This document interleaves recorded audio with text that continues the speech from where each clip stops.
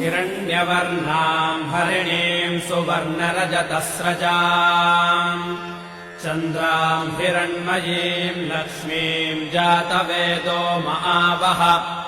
ताम् महावह जातवेदो लक्ष्मीमनपगामिनीम् यस्याम् हिरण्यम् विन्देयम् गामश्वम् पुरुषानहम् अश्वपूर्वाम् रथमध्याम् हस्तिनादप्रबोधिनीम् श्रियम् देवीमुपह्वये श्रीर्मा देवीर्जुषताम् कांसोऽस्मिताम् हिरण्यप्राकारामार्द्राम् ज्वलन्तीम् तृप्ताम् तर्पयन्तीम् पद्मे स्थिताम् पद्मवर्णाम् तामिहो वह्वये श्रियम् चन्द्राम् प्रभासाम् यशसा ज्वलन्ते श्रियम् लोके देवजुष्टामुदाराम् ताम् पद्मिनीमेम् शरणमहम् प्रपद्ये अलक्ष्मीर्मे नश्यताम् त्वाम् वृणे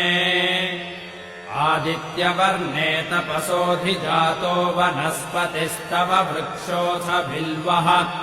तस्य फलानि तपसानुदन्तु मायान्तरायाश्च बाह्या अलक्ष्मीः उपैतु माम् देवसखः कीर्तिश्च मणिना सह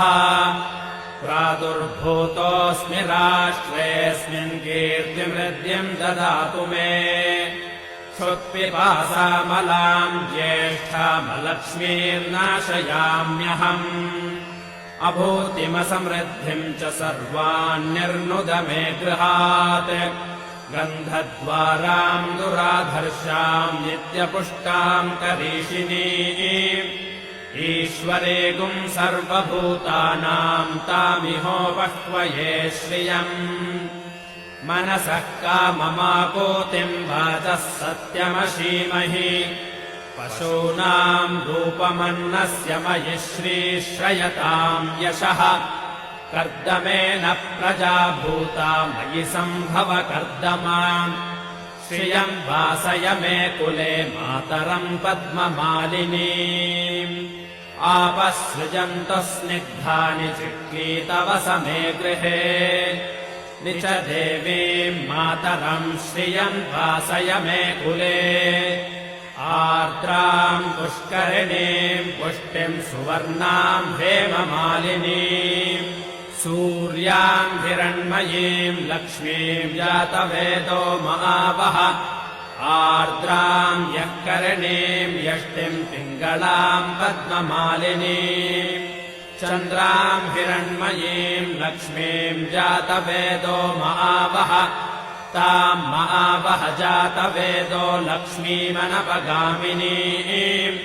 यस्याम् हिरण्यम् प्रभूतम् गावो दास्योऽश्वान्